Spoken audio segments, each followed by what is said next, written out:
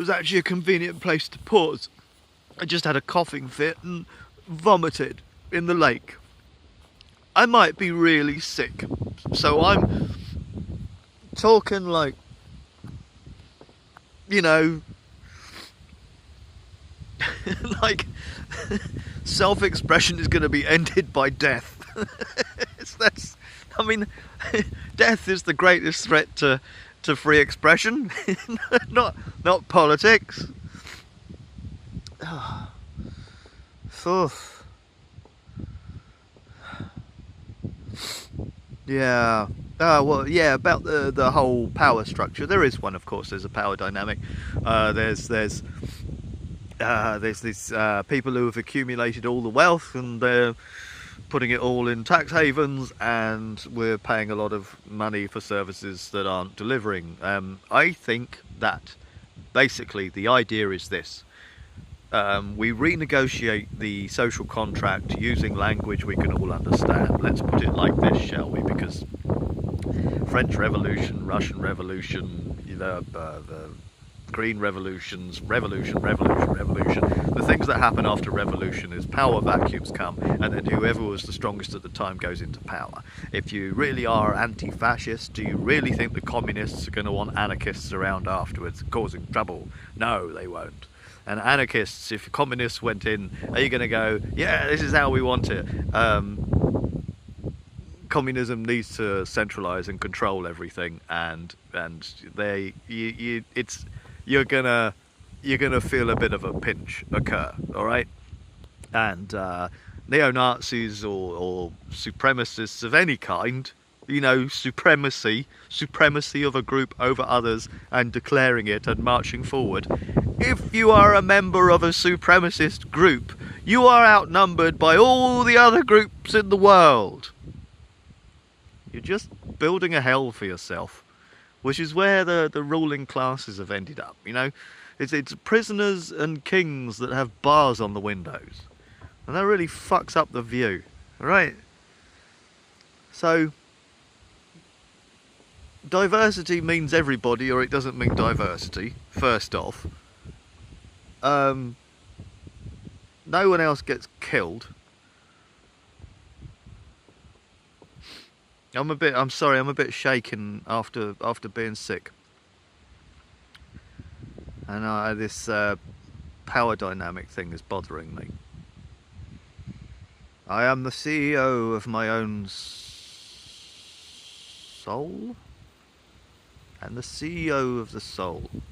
And my spine is the information superhighway in my being that interfaces with the inner and outer world of a continuum, and yeah, stuff.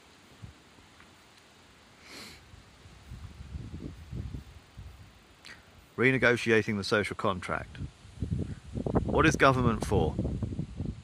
What is it supposed to do? Is it doing it? Well, look at it this way. If you buy something from a shop and it is faulty, you are entitled to your money back. We want our money back, or give us what we pay for.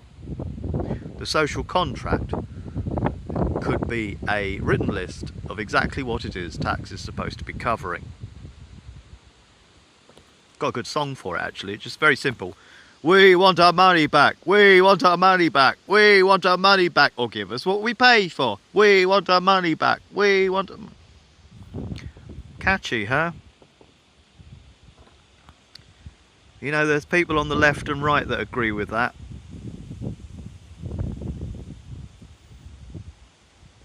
You agree with a lot of things with each other. You agree on security. You agree on freedom.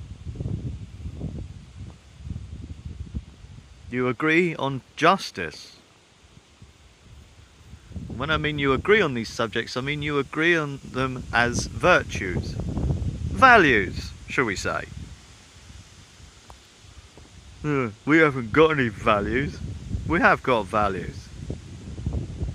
We've got values.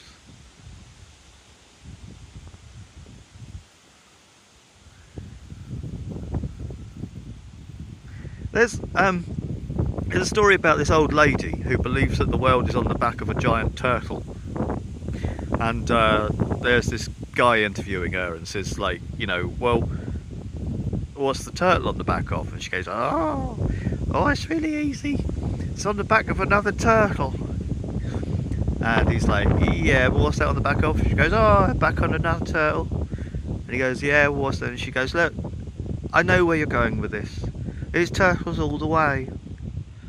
And that's like, it's nice. It accounts for the continuum of it all, and, you know, what to do with your certainty and all that sort of stuff. Come up with your own model, you know, that kind of thing. But the thing is, it's like, just because it's turtles all the way, it doesn't change the claim that it's on the back of a turtle. And what I mean by that is that this 9/11 thing where I said, why do they hate us? And then you find out, doesn't change the fact that they hate us. There are lots of them that actually really hate us. And they don't practice moral relativism. They don't hold up signs saying Westerners welcome, or Jews welcome, or, you know, let's just say, if you want to punch a fascist in the face, there are plenty available. But they're not the ones going on about protecting freedom of speech. Alright?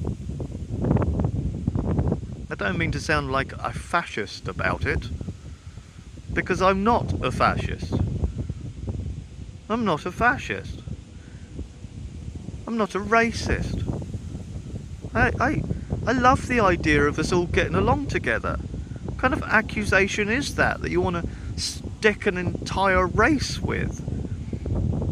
Oh, we've benefited from the past. Yes, we have benefited from the past. And there are other people who have benefited better than I have, and there are other people that have benefited far less than you.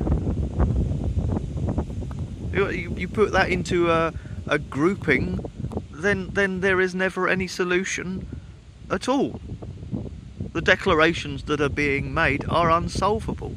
Put it this way, if you want an entirely fair world,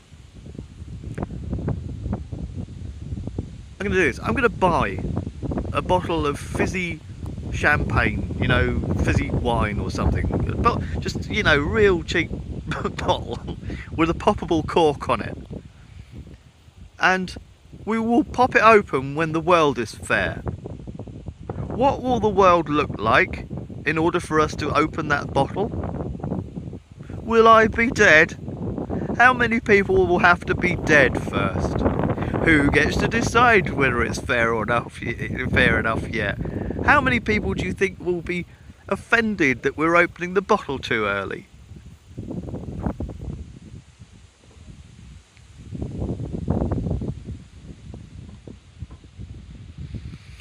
Coming up to the end of this 10 minutes, and there have been 3 of them, which means I really literally have been talking for half an hour.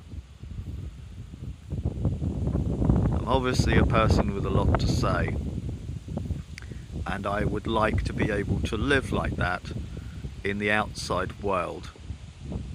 And the way that the escalation appears to be occurring makes that seem less and less likely, because speaking may become a fatal mistake. Do you really want a world like that? If you don't want a world like that, say so.